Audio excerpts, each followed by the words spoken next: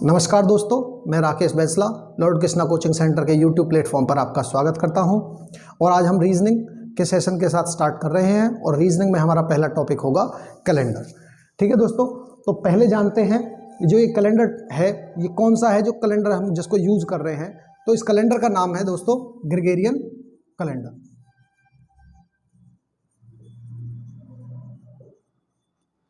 इसे Gregorian calendar क्यों नाम दिया गया है? क्योंकि जो इसकी इन्वेंशन की थी, जिसकी खोज की थी, वो एक साइंटिस्ट है जिसका नाम है पॉप ग्रेरी 13।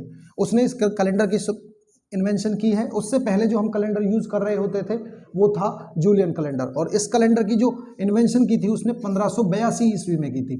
ठीक है, और जो इस कैलेंडर की स्टार्टिंग मानी जाती है वो हमारी मानी जाती है यीशु, भगवान यीशु के जन्मदिन से। और उस दिन को वहाँ से उन्होंने स्टार्ट किया था 1 जनवरी 001, और इस दिन को वो आपका सोमवार मान के चले थे। तो तब से हमारी कैलेंडर की स्टार्टिंग मानी जाती है। और हमारी आपके एक नॉर्मल कैलेंडर में 2 तरह के ईयर होते हैं। कौन से? एक तो होता है हमारा साधारण वर्ष और एक होता है हमारा लीप वर्ष। इसे हम अधिवर्ष भी बोलते हैं। अब ये 2 ईयर हैं, ये कैसे कैसे हैं? एक नॉर्मल ईयर्स यानी साधारण वर्ष क्या होता है, जिसमें हमारे कितने दिन होते हैं?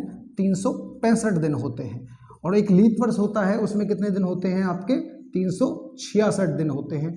अब दोस्तों आप कहेंगे एक नॉर्मल ईयर है उसमें 365 दिन है और एक साधारण वर्ष है उसमें 366 दिन है, तो ये 366 दिन क्यों है, इसमें 365 दिन क्यों नहीं है? तो दोस्तों इस बात के लिए ही ये जो आपका कैलेंडर है, जो ये ग्रेगोरियन नाम साइंटिस्ट ने बनाया है, तो उसने इसी बात के ऊपर ही बनाया है क्योंकि हमारा जो ये पृथ्वी है वो हमारा पृथ्वी सूर्य के अराउंड परिक्रमा करती है। तो जो सूर्य के अराउंड परिक्रमा करने का जो उसका समय है वो एक वर्ष में जो समय लेती है 365 दिन 5 घंटे 48 मिनट और समथिंग का टाइम लेती है। ठीक है जी, तो एक वर्ष का टाइम है उसका आपका घूमने का। तो ऐसे कर करके अगले अगर नेक्स्ट ईयर का देखें तो फिर वो आपका इतना ही लेगी, फिर उससे नेक्स्ट ईयर का देखें फिर आपका वो उतना ही ले रही होगी। तो दोस्तों इस टाइम को 5 घंटे और 48 मिनट और समथिंग टाइम को हम पूरा एग्जैक्ट मान के चले या हम अप्रोक्सीमेट वैल्यू ले लें तो 6 घंटे लेंगे। ऐसे कर करके ये 6 घंटे यहाँ पे जुड़ेंगे, 6 घंटे यहाँ पे जुड़ेंगे और 6 घंटे यहाँ पे जुड़ेंगे और 6 घंटे आपके यहाँ पे जुड़ जाएंगे। तो ये 6 घंटे मिलकर के कितना बना रहा होगा आपका? एक 24 घंटे बन रहे होंगे। और उस 24 घंटे का हमारा क्या होता है? एक पूरा दिन बन जाता है। तो ये दिन आपका 365 की जगह पे जुड़ करके क्या बन गया आपका? एक दिन जुड़ करके कितना बन जाएगा आपका? 366 दिन। तो दोस्तों ये बात क्लियर होगी आपको। तो आगे नेक्स्ट देखते हैं। एक चीज होती है कि लीप वर्ष क्यों कहते हैं। आपने देखा हर 4 साल के बाद आपका एक दिन है 24 घंटे का, वो आपका कितने दिन साल बाद बना है? आपका 4 साल के बाद बना है। तो दोस्तों एक लीप ईयर है तो वो आपका कितने दिन साल बाद आता है? एक आपका 4 साल बाद आता है। और उसकी पहचान कैसे होगी? अगर आप किसी भी वर्ष या ईयर को अगर आप 4 से भाग करेंगे और अगर आपका रिमाइंडर यानी आपका शेष अगर 0 बचता है तो वो साल क्या होगा आपका? लीप वर्ष होगा। और अगर रिमाइंडर 0 को छोड़ करके कुछ भी बचता है 1 2 3 4 5 6 तो आपका वो क्या होगा? आपका नॉर्मल ईयर। फॉर एग्जाम्पल मैं देखता हूं आपका जो 2020 साल है, 2020 साल है कि ये आपका नॉर्मल ईयर है या लीप ईयर है। तो मैं 2020 को क्या करूंगा? 2020 को मैं करूंगा 4 से डिवाइड। तो 2020 को जब मैं 4 से डिवाइड कर रहा हूँ तो 4 पंजे 20, ना जाने की 0, 4 पंजे 20, तो आपका रिमाइंडर कितना बचा? 0 बचा। तो दोस्तों जब रिमाइंडर 0 बचता है तो वो वाला साल कौन सा हो जाता है? आपका लीप वर्ष। यानी आप इनकी पहचान यही कर सकते हो कि किसी भी ईयर को जब आप 4 से भाग करते हो तो आपका रिमाइंडर कितना बचना चाहिए? 0 बचना चाहिए। अगर रिमाइंडर 0 बचता है तो वो साल कैसा है आपका? लीप वर्ष यानी अधिवर्ष है।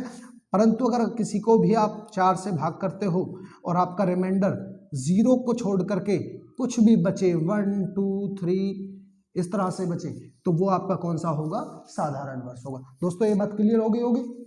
आइए कुछ और एग्जांपल्स देखते हैं। जैसे कि मैं आपका कुछ एग्जांपल ले रहा हूं, 2017 क्या एक लीप ईयर है या नहीं है। तो 2017 को दोस्तों मैं अगर 4 से भाग करके देखूंगा तो 4 से भाग करेंगे, 4 पंजे 20, ना जाने की 0, 4 चौक 16 और आपका रिमाइंडर कितना बच गया, 1।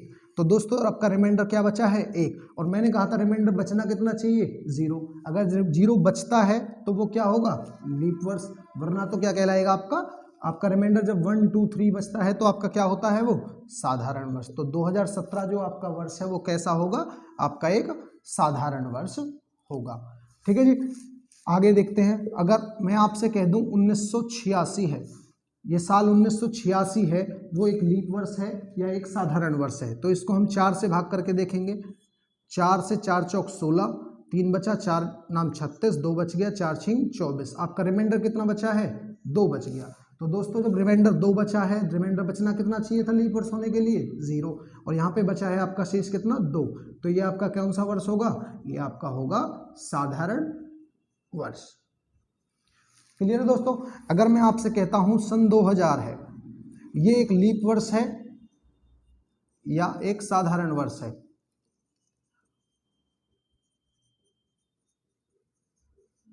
तो दोस्तों आप कहोगे कि 4 से भाग करेंगे इसको। तो 4 से भाग करते तो भी ये 500 बार पूरा पूरा भाग होता, तो आप उसके हिसाब से भी देखोगे तो ये लीप वर्ष है। परंतु दोस्तों एक जो ये 2000 है, ये क्या है, आपका एक शताब्दी वर्ष है। कैसा वर्ष है, शताब्दी वर्ष है, यानी इंग्लिश में बोलते हैं जिसको सेंचुरी ईयर। तो दोस्तों सेंचुरी ईयर की जब भी बात आए तो हमारा ये वाला कॉन्सेप्ट नहीं लगेगा। सेंचुरी ईयर में आपका कौन सा कॉन्सेप्ट लगेगा वो मैं अभी बताता हूं आपको। जब भी बात आपकी सेंचुरी ईयर की आए, शताब्दी वर्ष की आए,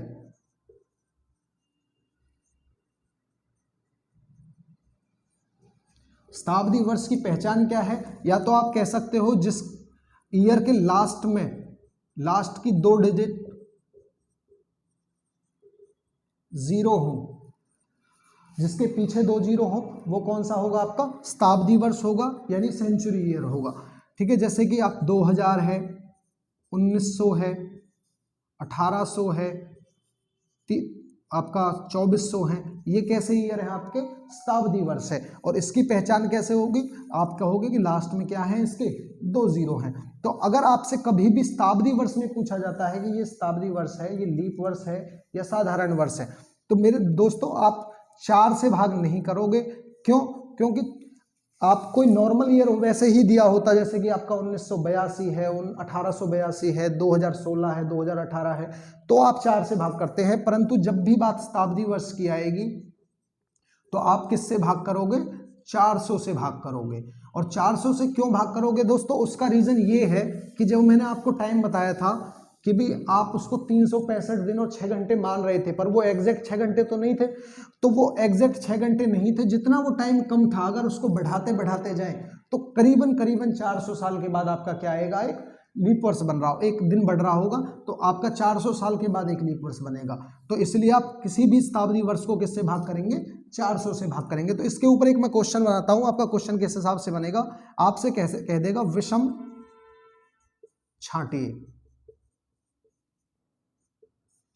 तो क्वेश्चन आ जाएगा, ऑप्शन दे देगा आपको 1892, सेकंड ऑप्शन दे दिया 2016, थर्ड ऑप्शन दे दिया 2000 और फोर्थ ऑप्शन दे दिया आपको सन 1800।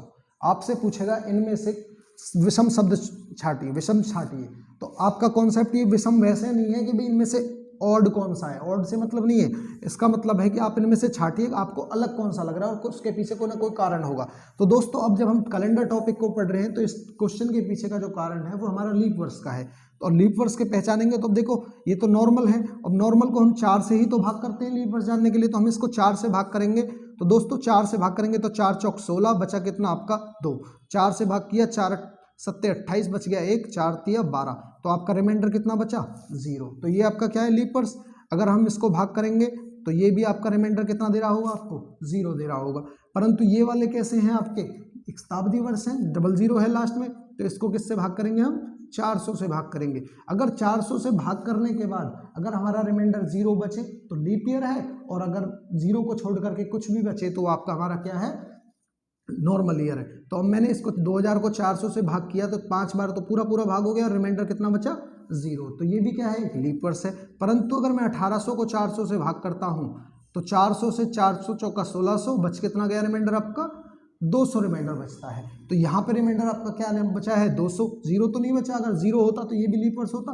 तो दोस्तों ये तीनों तो क्या है आपके लीप वर्ष, ये वाला भी, ये वाला भी और ये वाला भी, ये तीनों तो आपके क्या है, लीप वर्ष। और ये कैसा है आपका, साधारण वर्ष।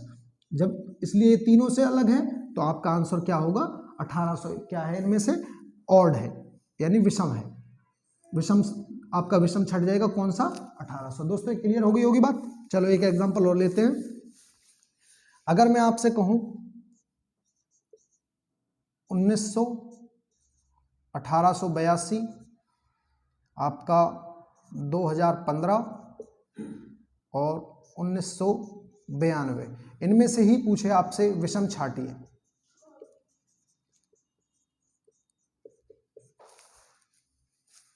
तो अब आप देखेंगे दोस्तों, इसको ये क्या है, सेंचुरी है। आप इसको फिर 400 से भाग करके देखेंगे तो क्या ये 400 से पूरा पूरा भाग होता है, नहीं। कितना बचता है रिमाइंडर आपका, 300 रिमाइंडर बचता है। तो ये आपका क्या है, साधारण वर्ष। चलो इसको 4 से भाग करते हैं, क्योंकि नॉर्मल को तो हम 4 से भाग करके देखते हैं। 4 से भाग हो रहा है क्या, 4 चौका 16, 2 बच गया, 4 सत्ते 28, ना जाने की 0, आपका रिमाइंडर कितना बचा, 2। ये भी एक साधारण वर्ष है। इसको अगर हम 4 से भाग करके देखते हैं, 4 पंजे 20, बच गया 2, 1, 4 पंजे 20, आपका ना जाने की 0, 4 चौक 16, और आपका यहाँ पर रिमाइंडर कितना बचा है, 1। ये भी क्या है आपका एक साधारण वर्ष है। अगर मैं इसको 4 से भाग करके देखता हूँ, 4 चौका 16, बच गया 3, 4 नाम 36, 3 4 अट्ठे 32, तो यहाँ पे आपका रिमाइंडर क्या बचा, 0। तो अकेला यही क्या है आपका एक, ये आपका एक क्या है, लीप वर्ष है, और बाकी सारे क्या हैं आपके साधारण वर्ष है। तो इनमें से अगर विषम छांटने की बात आती है तो लीप वर्ष ही तो अकेला अलग है इन सबसे।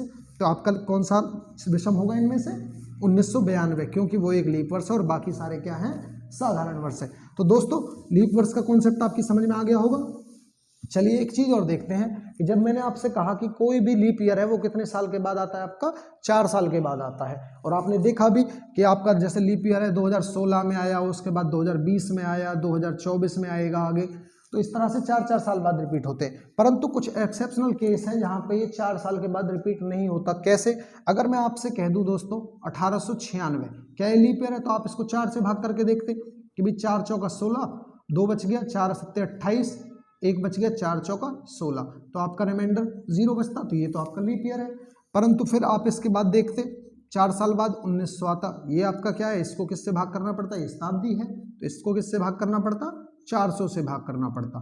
तो आपने 400 से इसको भाग करके देखा, 400 चौका 1600, बच कितना गया आपका रिमाइंडर, 300 रिमाइंडर बच गया। तो ये तो आपका शताब्दी है ही नहीं। फिर आप देखते 1904, इसको किससे भाग करते, 4 से भाग करते। 4 से आपने भाग किया, 4 चौक 16, 3 बचा, 4 सत्ते 28, 4 छीं 24, तो यहाँ पे आपका रिमाइंडर बचा 0। तो ये भी आपका लीप वर्ष है। तो दोस्तों यहाँ से यहाँ तक आने में आपको कितने साल लगे हैं, 8 साल लगे हैं। जबकि मैंने आपको कहा था कि लीप वर्ष कितने साल बाद आता है, 4 साल बाद आता है। तो मैंने आपसे बोला था कि कुछ एक्सेप्शनल केस हैं जहाँ पे आपका बीच में एक सेंचुरी ईयर आ जाए, और वो सेंचुरी ईयर कैसा हो, एक साधारण शताब्दी वर्ष हो। साधारण शताब्दी वर्ष अगर बीच में आ जाए तो आपका लीप वर्ष कितने साल के बाद रिपीट करेगा, आपका साधारण वर्ष जो लीप वर्ष आएगा वो कितने साल के बाद आएगा, 8 साल के बाद आएगा। तो दोस्तों क्लियर है। चलिए अब एक चीज जानते हैं कि भाई लीप ईयर है, आपने कहा 4 साल के बाद आते हैं, तो मैं अगर आपसे पूछने लगूं कि 4 साल में कितने लीप ईयर होंगे, तो आप 4 को 4 से भाग करोगे, आप कहोगे 4 साल में 1 लीप ईयर होता है, बिल्कुल सही बात है। अगर मैं आपसे कहूं 8 साल में कितने लीप ईयर होंगे, तो आप 4 से भाग करके कहोगे कितने लीप ईयर होते हैं, 2 लीप ईयर होते हैं, बिल्कुल सही बात है। अगर मैं आपसे कहूं 50 साल में कितने लीप ईयर होंगे, तो आप मेरे को 4 से भाग करोगे, 4 से कितनी बार भाग हो जाता है, 12 चौक 48, तो 12 तो आपके क्या आएंगे, लीप ईयर, ठीक है जी। और लीप ईयर चेक करने के लिए आप केवल इसके भाज्य को देखोगे, कितनी बार भाग हुआ है वो, ठीक है जी, केवल भागफल को देखोगे, शेषफल को नहीं देखोगे। तो आपका 50 कितनी बार भाग हुआ है 4 से, 12 बार भाग हुआ है तो आपका कितने लीप ईयर होंगे? 12 लीप ईयर होंगे। ऐसे ही मैं अगर आपसे कहूँ 80 साल में कितने लीप ईयर होंगे, तो 4 से भाग किया 80 को, तो 4 से 80 को भाग करा तो कितनी बार भागफल गया? 20 बार गया, तो आपके कितने लीप ईयर हुए? 20 लीप ईयर हुए। ऐसे ही मैं आपसे कहूँ कि 96 ईयर्स हैं, 96 ईयर्स में कितने लीप ईयर होंगे, तो मैंने अगर आपको 4 से भाग किया है इसको, तो अगर 96 को मैं 4 से भाग करता हूँ तो कितनी बार भाग जाएगा दोस्तों? 24 बार ये पूरा पूरा भाग जाएगा, तो आपका कितने लीप ईयर होंगे? 24 लीप ईयर होंगे। ऐसे ही अगर मैं आपसे कहूँ कि भाई 100 साल है, तो 100 साल में कितने लीप ईयर होंगे, तो दोस्तों अगर मैं इसको 4 से भाग करता हूँ 100 को, तो 4 से भाग करने पे ये कितनी बार भाग जाएगा? 25 बार भाग जाएगा। तो आपके अकॉर्डिंग 100 साल में कितने लीप ईयर होने चाहिए थे?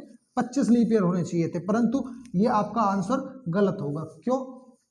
क्योंकि दोस्तों 100वां जो साल है, जो 100वां साल है, मैंने कहा था जहां पे भी कहीं डबल जीरो आ जाती है वो क्या बन जाता है? आपका एक सेंचुरी ईयर बन जाता है। और सेंचुरी ईयर में हमको किससे भाग देना होता है? 4 की बजाय 400 से भाग देना होता है। तो क्या आपका 100वां साल 400 से भाग होगा? ये आपका भाग नहीं होगा। तो 100वां साल कैसा होगा दोस्तों आपका? ये आपका होगा साधारण वर्ष।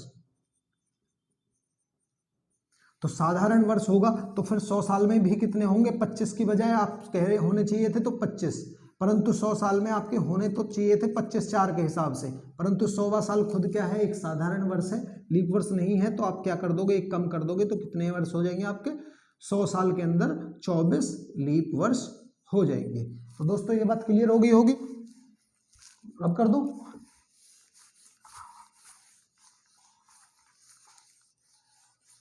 चलिए इसी हिसाब से देखते हैं। अगर मैं आपसे कहूं 200 साल के जो पहले 200 साल हैं तो उनमें कितने लीप ईयर हैं, तो आप उसको अगर 4 से भाग करके देखते तो कितने होने चाहिए थे दोस्तों? 50 आपके 50 साल आपके क्या होने चाहिए थे? लीप वर्ष होने चाहिए थे। परंतु फिर वही कॉन्सेप्ट आता है कि भाई दोस्तों बीच में कौन सा साल आया होगा? 100वां साल आया होगा, जो कि एक सेंचुरी ईयर है। और आपका यहाँ पे 200वां साल भी आया होगा, जो कि क्या है आपका? वो भी एक सेंचुरी ईयर है। तो सेंचुरी ईयर को दोस्तों किससे भाग करते हैं? 400 से भाग करते हैं। तो अगर सेंचुरी ईयर को मैं 400 से भाग करूंगा 100 को, तो क्या 400 से ये पूरा पूरा कटता है? दोस्तों ये पूरा नहीं कटता। ऐसे ही अगर मैं 200 को भी 400 से भाग दूंगा तो दोस्तों क्या ये पूरा कटेगा? ये पूरा नहीं कटेगा। तो दोस्तों ये भी क्या है? आपका एक साधारण वर्ष है। तो 50 में से आपके ये 2 साल जो कि हैं साधारण वर्ष हैं, तो इन 2 साल को अगर हम कम कर देंगे तो कितने हो जाएंगे? आपके 48 लीप वर्ष हो जाएंगे। दोस्तों यहाँ तक की बात क्लियर है। तो आप क्या लिख सकते हो अगर आपसे कभी भी क्वेश्चन पूछा जाता है कि 100 साल में कितने लीप वर्ष होते हैं? 100 साल में कितने लीप वर्ष होते हैं? तो 100 साल में दोस्तों कितने लीप वर्ष देखे थे आपने अभी? 24। ऐसे ही पूछा जाए 200 साल में कितने होंगे? 200 साल में कितने लीप वर्ष हैं? वो आपके हैं 24 इसके 24 इसके, तो आपके कितने हो गए? 48। 300 साल में पूछा जाए तो 300 साल में कितने हो जाएंगे? 24 24 24 72। तो दोस्तों अगर आपसे पूछा जाए 400 साल में कितने लीप ईयर होंगे, तो दोस्तों मेन क्वेश्चन आपका यहाँ से अराइज होता है कि भी 400 साल में कितने लीप वर्ष होंगे। तो आप फिर वही देखोगे कि 400 साल में दोस्तों अगर 400 को 4 से भाग करके देखें तो होने कितने चाहिए थे? क्योंकि 4 साल बाद लीप ईयर आता है आपका, तो होने कितने चाहिए थे? 100 होने चाहिए थे। परंतु दोस्तों 100वां साल बीच में आया होगा, 200वां साल बीच में आया होगा, 300वां साल बीच में आया होगा। क्या ये तीन सारे के सारे 400 से भाग होते हैं? क्योंकि ये सेंचुरी ईयर है तो हमें किससे भाग करना है? 400 से भाग करना है। तो ना तो ये 400 से भाग होता है, ना ये 400 से भाग होता है, ना ये 400 से भाग होता है। हाँ 400वां साल है वो खुद 400 से भाग होता है। तो ये क्या है आपका? ये लीप वर्ष है। तो दोस्तों 100 में से कितने कम हो गए आपके? 3 कम हो गए, ये वाले 3। तो कितने रह गए? 97। तो आपसे कभी पूछा जाए कि 400 साल में कितने लीप वर्ष होते हैं, तो दोस्तों कितने होते हैं? 97 लीप वर्ष होते हैं। तो दोस्तों यहां तक जो भी है आपने किया है अभी तक, कोई इसमें कोई प्रॉब्लम है तो आप कमेंट बॉक्स में डालिए, उसको हम आगे कराएंगे। इसको क्लियर है?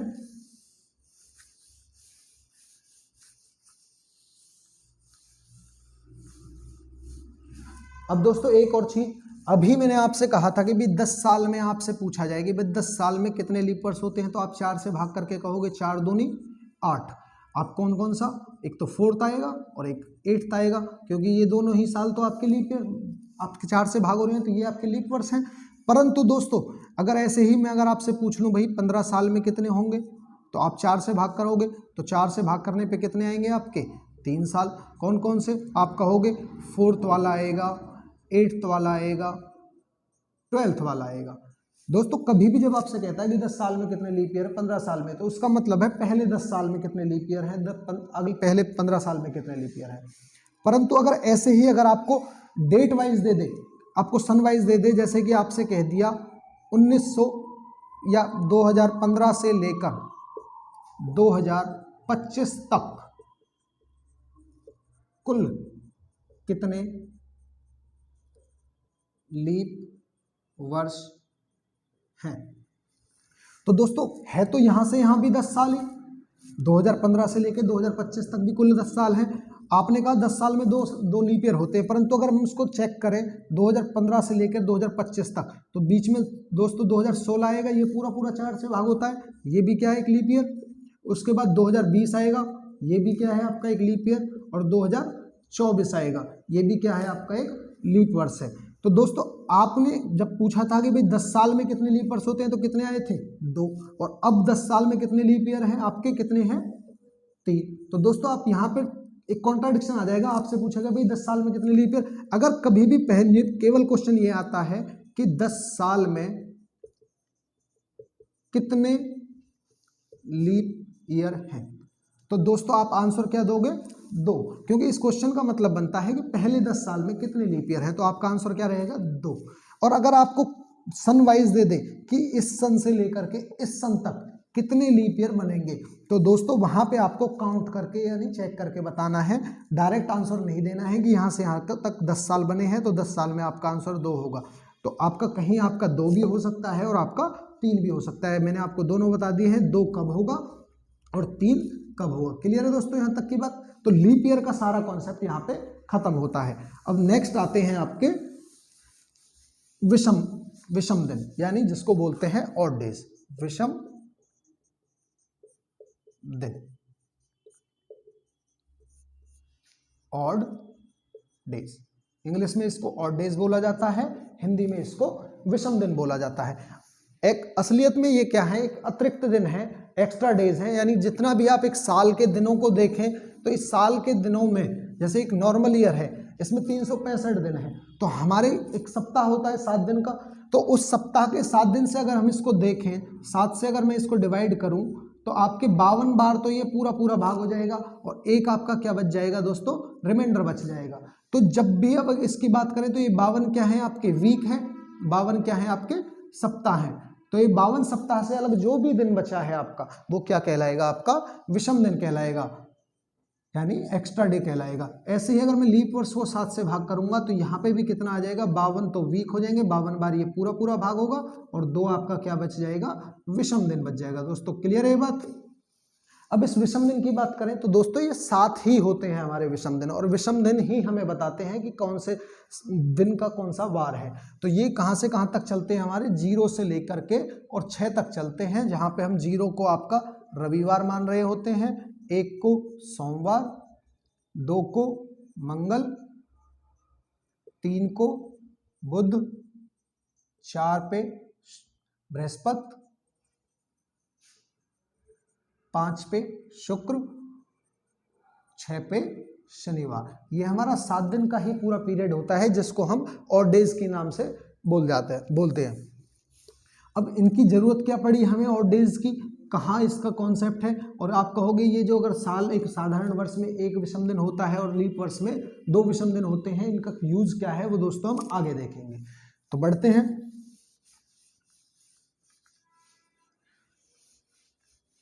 तो सबसे पहले क्या है क्वेश्चन आपसे ऐसे आएगा कि भी आपसे कह देगा आज सोमवार है, क्वेश्चन आ गया आपसे आज से 50 दिन बाद क्या वार होगा। तो दोस्तों उसने क्वेश्चन में कहा कि आज सोमवार है, आज से 50 दिन के बाद क्या वार होगा। तो अब दोस्तों 50 दिन को आप ऐसे तो उंगलियों पे नहीं लगाओगे, क्वेश्चन आपको टाइम से ही करना पड़ेगा। तो आप 50 दिन को कैसे करेंगे, तो आप 50 दिन में आप 7 से डिवाइड करोगे, और 7 से डिवाइड करने के बाद जो भी रिमाइंडर बचेगा वो आपका क्या होगा, विषम दिन होंगे। तो आप 7 से भाग करेंगे, तो 7 से भाग करने पे 7 7 49, कितना बचा आपका, एक शेष बचा, और एक ये क्या है, एक विषम दिन है। और दोस्तों कभी भी आपसे आगे की चीज पूछी जाए, यानी बाद की पूछी जाए, तो आप विषम दिन को ऐड कर दोगे, प्लस कर दोगे, और अगर आपसे पीछे की चीज पूछी जाए तो आप विषम दिन को क्या कर दोगे, माइनस कर दोगे। तो यहाँ पे आपसे क्या पूछा है दोस्तों, उसने 50 दिन बाद का क्वेश्चन पूछा है, यानी 50 दिन बाद का है, तो बाद में मैंने क्या कहा आपसे, ऐड करना है। तो सोमवार में आप क्या कर दोगे, एक दिन ऐड कर दोगे, तो आपका 50 दिन बाद कौन सा वार आएगा, सोमवार, और एक दिन क्या हो गया, मंगलवार। तो आपसे कभी क्वेश्चन पूछा जाए कि आज सोमवार है, आज से 50 दिन बाद क्या वार होगा, तो आपका क्या वार होगा दोस्तों, मंगलवार होगा। ऐसे एक और क्वेश्चन लेते हैं। अगर मैं आपसे कहूं आज सोमवार है, आज से 362 दिन बाद क्या वार होगा या क्या दिन होगा। ठीक है दोस्तों, तो फिर क्या करेंगे हम, इसको 362 को 7 से डिवाइड करेंगे, और 362 को जब हम 7 से डिवाइड करेंगे तो 7 से कितनी बार भाग होगा, 7 पन्ना 35, बच गया 1, 7 एकम 7, बच गया आपका रिमाइंडर कितना बचेगा, 5 बचेगा, और इस 5 को क्या कहेंगे हम, विषम दिन कहेंगे। तो दोस्तों हम क्या करेंगे, अब इसमें बाद का पूछा है तो सोमवार में क्या कर देंगे हम, 5 ऐड कर देंगे। तो जब हम सोमवार में 5 ऐड कर देंगे, तो सोमवार हमारा कौन सा दिन था, मैंने आपको लिखवाया था, फर्स्ट डे आपका क्या होता है, सोमवार। तो सोमवार फर्स्ट है, तो फर्स्ट में 5 जुड़ जाएगा, तो कितना बन जाएगा, 6, 1 में 5 जुड़ के 6 बन गया, और 6 पे क्या होता है आपका, शनिवार। तो दोस्तों आपका 362 दिन बाद कौन सा वार होगा, शनिवार होगा। क्लियर है यहाँ तक कि दोस्तों। अब हम लेते हैं पीछे वाला, जहां पे आपसे पूछा जाएगा कि इतने दिन पीछे क्या वार होगा। अगर इसी क्वेश्चन में अगर आपसे ये क्वेश्चन कह देता कि आज से 50 दिन पहले, आज से 50 दिन पहले क्या वार था, तो दोस्तों वही काम करते, 50 को हम किससे भाग करते, 7 से डिवाइड करते। 7 से डिवाइड होने के बाद 7 से 7 बार डिवाइड होता, और आपका एक क्या बचता, रिमाइंडर। जो रिमाइंडर बचता वो क्या होता आपका, विषम दिन। और अब यहाँ क्या पूछा है दोस्तों, आपसे पहले का पूछा है, यानी पीछे का पूछा है। तो जब भी पीछे का या पहले का पूछता है दोस्तों, तो वहां पे आपको क्या करना है, विषम दिन को माइनस करना है, जो पहले बात आपको बता दी थी। तो सोमवार में से एक कम करोगे दोस्तों आप, तो सोमवार से एक कम दिन करोगे तो क्या आएगा आपका, रविवार। क्लियर है दोस्तों यहाँ तक की बात। तो ये होता है आपका विषम दिन का। तो आपको जब बहुत सारे दिनों के बाद या बहुत सारे दिनों पहले की पूछते हैं क्वेश्चन में, तो दोस्तों वहां पे आप उंगलियों पे काउंट नहीं कर सकते, तो उसको जल्दी करने के लिए क्या मेथड है आपका, विषम दिन का कॉन्सेप्ट है। क्लियर है दोस्तों। ऐसे ही अगर सालों का डिफरेंस हो तो भी दोस्तों क्या चीज चलती है, यही विषम दिन का कॉन्सेप्ट आपका चलता है। कैसे, अगर मान लो आपसे कह दे कि भाई, मैं कह रहा हूं आपसे आज 5 मार्च 2020 है, 5 मार्च 2020 है। इस दिन अगर आपसे कह दिया उसने कि इस दिन है आपका, मान लो बृहस्पतिवार है, बृहस्पतिवार है, आपसे कह दे भाई 8 अगस्त 2020 को क्या वार होगा। ठीक है जी। तो क्वेश्चन उसने आपसे पूछा है कि 5 मार्च 2020 को आपका बृहस्पतिवार है, तो आप बताइए 8 मार्च 2020 को, यानी सेम ईयर में, बस मंथ्स का डिफरेंस दे दिया आपको। आपसे पूछेगा कि भाई इस दिन क्या वार होगा। तो दोस्तों आप कैसे करेंगे भाई, आप इनमें से कई तरीके हैं, आप इनके मंथ्स के आप और डेज निकाल सकते हो, या टोटल दिन ऐड करके भी आप इसको कर सकते हो। तो चलो मैं आपको टोटल डे के हिसाब से बताता हूँ। देखो मार्च कितने दिन का होता है आपका महीना, मार्च वाला महीना होता है आपका 31 दिन का। अगर आपको नहीं भी पता चल पाता है तो आपकी जो हाथों की एक जो उंगलियों के ऊपर एक गांठ है, इनसे पता चल जाता है, जहां पे उभरी हुई है वो 31 दिन का महीना है, और जहां पे दबी हुई है वो 30 दिन का महीना है। तो आप मार्च को देखोगे तो मार्च कितने दिन का है आपका, 31 दिन का महीना है। तो इसमें से कितने दिन निकल चुके हैं दोस्तों, 5 दिन तो निकल चुके हैं, कितने दिन बचे, 26 दिन मार्च के बचे हैं। अप्रैल कितने दिन का आएगा, फिर 30 दिन का आपका अप्रैल आएगा। उसके बाद मई 31 दिन का, उसके बाद जून 30 दिन का, और फिर आपका 31 दिन का जुलाई, और फिर आपका 8 दिन ये अगस्त के। तो दोस्तों बाद का पूछा है, तो टोटल दिन आप काउंट करिए, टोटल दिन कितने हो गए आपका, 30 चौका 120, 120 और 8 128, 128 और आपका 20, 148 और 6 154, और 2 आपके ये रहे 154 और 2 156 दिन। तो आपसे दोस्तों उसने टोटल 156 दिन बाद का वार पूछा है, तो फिर वही कॉन्सेप्ट चलेगा जो पहले अभी आपको बताया था कि जब 156 दिन बाद का पूछा है तो आपको विषम निकालने के लिए क्या करेंगे, 7 से डिवाइड करेंगे, और 7 से डिवाइड करेंगे तो 7 दूनी 14 बच गया 1, 7 दूनी 14, तो आपका टोटल कितना रिमाइंडर बच रहा है दोस्तों, 2 विषम दिन बच रहे हैं, आपका 2 रिमाइंडर बच रहा है। तो अगर आपका बाद का पूछा है तो दोस्तों क्या करेंगे, आप इस बृहस्पतिवार में 2 दिन ऐड कर दोगे, तो बृहस्पतिवार में 2 दिन ऐड करोगे तो दोस्तों क्या हो जाएगा, ये बृहस्पतिवार, शुक्रवार और शनिवार, तो आपका आंसर क्या होगा, शनिवार। क्लियर है। 1-2 एग्जाम्पल और करते हैं अभी इसी पे। अगर मान लो क्वेश्चन आपसे आ जाए कि भी 8 नवंबर 2015 इस दिन था शनिवार, अगर आपसे पूछ लेता है 5 अक्टूबर 2015 को क्या वार था, तो दोस्तों अब देखेंगे यहाँ पे नवंबर की बात है और आपसे पूछा कब का है, अक्टूबर का, यानी आपसे पहले का पूछा है। तो आपसे पहले का पूछा है तो दोस्तों दिन का देखिए, टोटल दिन काउंट करिए कितने दिन की बात हो रही है। तो दोस्तों अक्टूबर में कितने दिन की बात है, 5 तारीख तक की बात है। अब अक्टूबर कितने दिन का महीना होता है, अक्टूबर दोस्तों आपका होता है आपका 31 दिन का महीना, ठीक है। अक्टूबर आपका 31 दिन का होता है, 31 दिन में से 5 दिन तो आपको छोड़ दीजिए, कितने दिन बचे आपका, 26 दिन इसके बचे अक्टूबर के, और 8 दिन नवंबर के हैं, तो टोटल कितने दिन हो गए आपके, 34 दिन हो गए दोस्तों।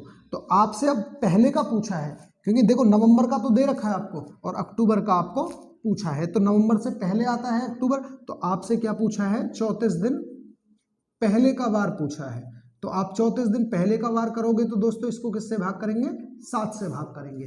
तो जब मैं इसको 7 से भाग करूंगा तो 7 से भाग करने पे 7 चौक 28, तो आपका कितना रिमाइंडर बचेगा, 6 रिमाइंडर बचेगा, और जो रिमाइंडर बचता है दोस्तों वही क्या होता है, विषम दिन। तो यानी कहने का मतलब क्या है, आपसे 6 दिन, 6 विषम दिन जो बचा है, आप पहले में पूछता है तो क्या करते हो, 6 घटा देंगे। तो शनिवार में से दोस्तों अगर 6 घटाएंगे तो क्या बचेगा आपका, शनिवार को हम किस पे काउंट करते थे, 6 पे काउंट करते थे, और 6 में से 6 घटाओगे तो क्या बचेगा, 0 बचेगा, और 0 पे हमने क्या दोस्तों काउंट किया था, रविवार को काउंट किया था। तो दोस्तों क्लियर है ये बात। तो आपका क्या वार होगा उस दिन, रविवार होगा। तो 5 अक्टूबर का क्या वार निकल के आया आपका, रविवार। उम्मीद करता हूं ये बात क्लियर होगी।